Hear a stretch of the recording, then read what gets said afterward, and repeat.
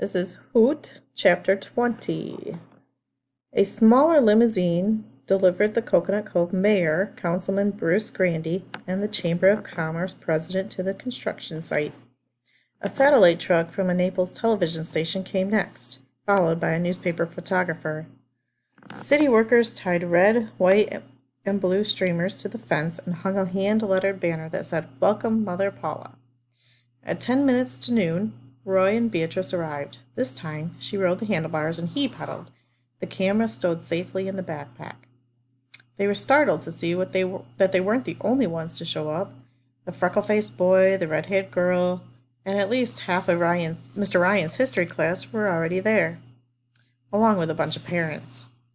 "What in the world did you say to these kids yesterday?" Beatrice asked. "You promised them free flapjacks or something?"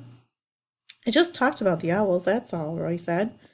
He got another pleasant surprise when a van from the Trace Middle School athletic department rolled up and Beatrice's soccer teammates piled out, some of them carrying posters. Roy grinned at Beatrice, who shrugged as if it were no big deal. They scanned the growing crowd, but saw no sign of her runaway stepbrother. There was no sign of the owls either, which didn't surprise Roy. With so much noise and human commotion, the birds would likely stay underground, where it was safe and dark. Roy knew that's what the pancake people were betting on, that the owls would be too frightened to venture out. At 12:15, the door of the construction trailer swung open. First to emerge was a policeman, whom Roy recognized as Officer Delink, then the bald construction foreman with the rotten temper, then a snooty-looking guy with silver hair and dorky sunglasses. The last to come out was the woman who played Mother Paula on the TV commercials. She wore a shiny gray wig, wire-rimmed glasses, and a calico apron. A few people clapped in recognition, and she waved half-heartedly. The group marched to a rectangular clearing that had been roped off in the center of the construction site. A megaphone was handed to the silvery-haired guy who said his name was Chucky Muckle, a vice president for Mother Paula's company headquarters. He really thought he was a hotshot, Roy could tell. Ignoring the foreman and the police officer, Mr. Muckle proceeded with great enthusiasm to introduce some local big shots, the mayor, a city councilman, and the head of the Chamber of Commerce. "I can't tell you how proud and delighted we are to make Coconut Cove the home of the 469th family-style restaurant," Mr. Muckle said. "Mr. Mayor, Councilman Grandy, all of you terrific folks who came out on this gorgeous floor today, I'm here to promise you that Mother Paula will be a good citizen, a good friend, and a good neighbor to everybody."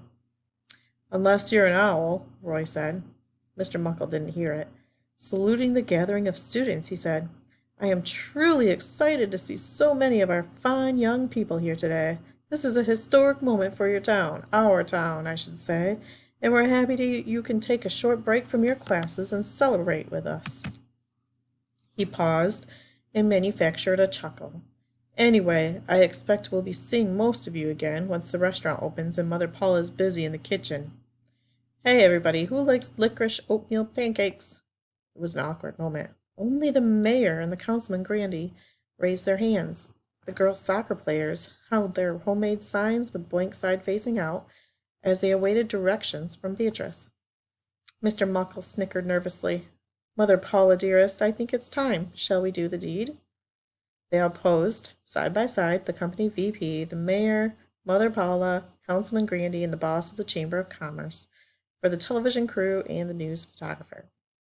Gold-painted shovels were handed out, and on Mr. Muckle's signal, all the dignitaries smiled, leaned over, and dug up a scoopful of sand.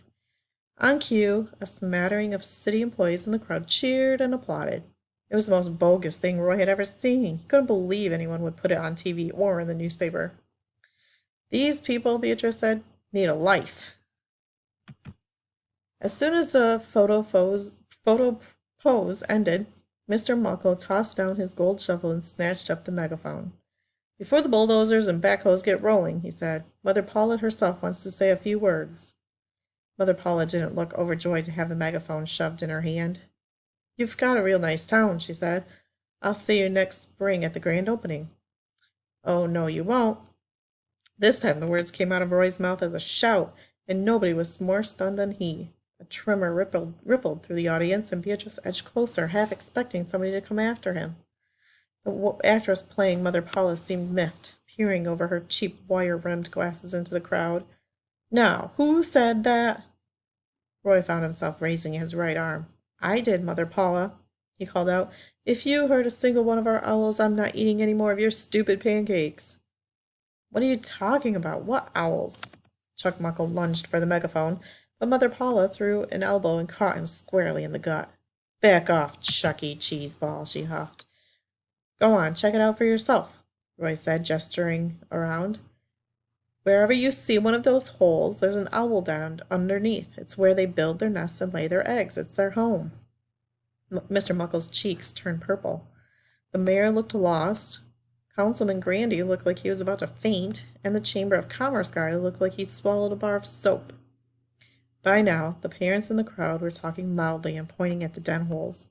A few of the school kids started chanting in support of Roy, and Beatrice's soccer teammates began waving their hand-lettered signs. One said, "Mother Paula doesn't give a hoot about owls." Another read, "Bird killers go home." And still a third sign said, "Save the owls, bury the buttermilks." As the news photographer snapped pictures of the protesters, Mother Paula pleaded, "But I don't want to hurt your owls. Really, I wouldn't hurt a flea." Chuck Muckle finally recaptured the megaphone and boomed a harsh scolding at Roy. "Young fellow, you'd better get your facts straight before making such outrageous and slanderous charges. There are no owls here, not one. Those old burrows have been abandoned for years." "Yeah?" Roy reached into his backpack and whipped out his mother's camera. "I've got proof," he shouted, "right here." The kids in the crowd hooted and hurrahed. Chuck Muckle's face went gray and slack. He held out his arms and lurched toward Roy. "Let me see that." Scooting out of reach, Roy switched on the digital camera and held his breath. He had no idea what he was about to see. He pressed the button to display the first photograph that Mullet Fingers had taken. The instant that the blurred, crooked image appeared in the viewfinder, Roy knew he was in trouble. It was the picture of a finger. Anxiously, he clicked to the second frame, and what he saw was no less discouraging, a dirty bare foot. It appeared to be a boy's foot, and Roy knew whose it was. Beatrice's stepbrother had many special talents, but nature photography obviously wasn't one of them. In desperation, Roy touched the button once more, and a third picture clicked into view. This time there was definitely something other than a human body part visible in the frame. A distant, feathery form, unevenly illuminated by the camera's flash. "Here!" Roy cried. "Look!" Chuck Muckle snatched the camera from him and examined the photo for all about 3 seconds before bursting into cruel laughter. "What's that supposed to be?" "It's an owl," Roy said. And it was an owl, Roy was certain. Unfortunately, the bird must have swiveled its head just as Mullet Finger snapped the picture. "Looks more like a lump of mud to me," Chuck Muckle said. He raised the camera so that those in the very front of the audience could see the viewfinder.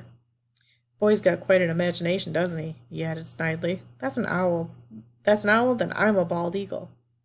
"But it is an owl," Roy insisted, "and that picture was taken right here on this property last night." "Prove it," Chuck Muckle gloated. Roy had no response. He couldn't prove a thing. His mom's camera was passed around the fringes of the crowd, and by the time it got back to Roy, he knew that most people couldn't really tell it was a bird in the photograph. Even Beatrice wasn't sure, turning the viewfinder sideways and upside down as she tried in vain to identify a telltale part of owl anatomy. Roy was crushed. The pictures taken by her stepbrother were worthless. The authorities in charge of protecting the burrowing owls would never block construction of the pancake house based on such fuzzy evidence. "Thank you very much for coming," Mr. Muckle told the crowd through his megaphone, "and thanks also for your patience during this rather inconsiderate delay. We'll see all you pancake lovers next spring for a big hearty breakfast. In the meantime, this event is now officially over."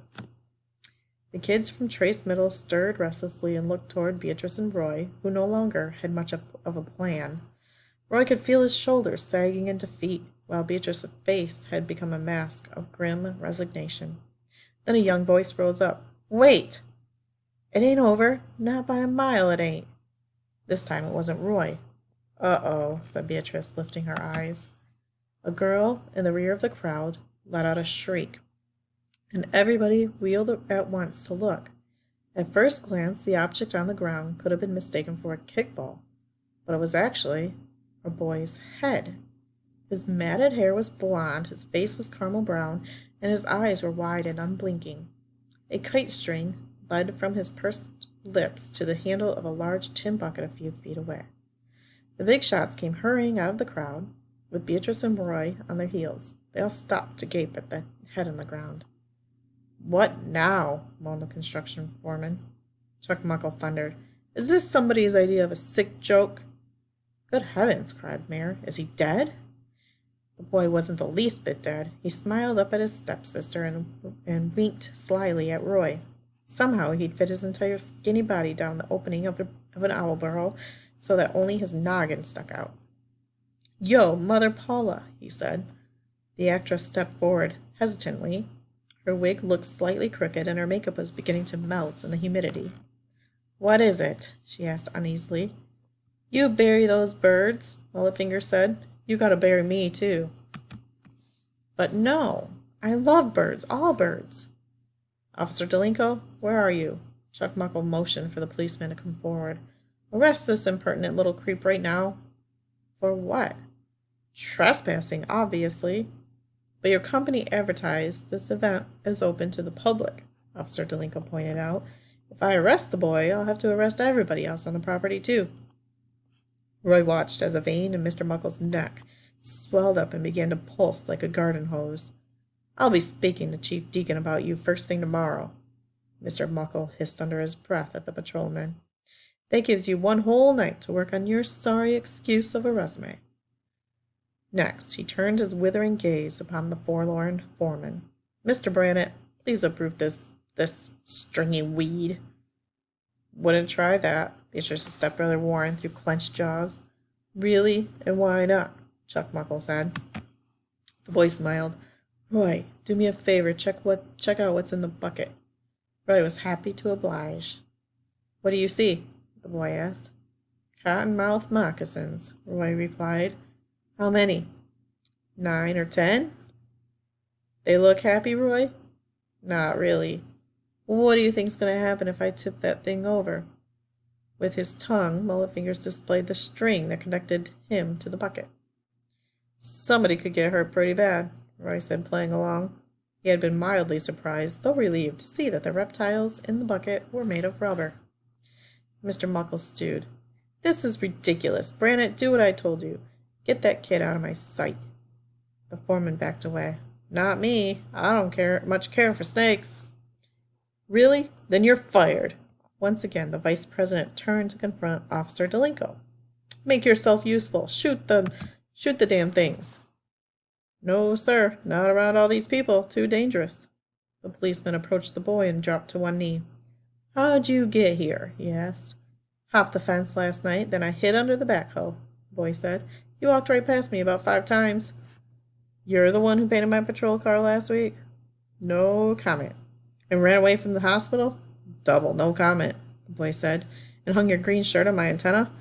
"Man, you don't understand. The owl's got no chance against those machines." "I do understand. I honestly do," Officer Delink said. "One more question. You serious about the cottonmouths?" "Serious as a heart attack." "Can I have a look in the bucket?" The boy's eyes flickered. "It's your funeral," he said. Roy whispered to Beatrice.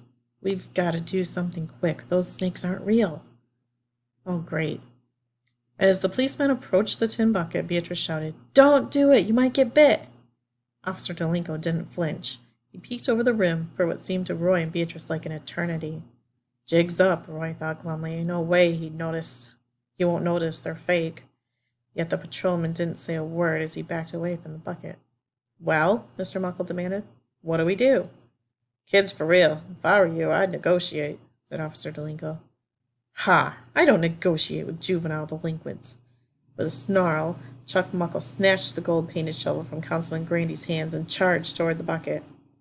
"Don't!" hollered the boy in the owl hole, spitting the string. But the man from Mother Paula's was unstoppable.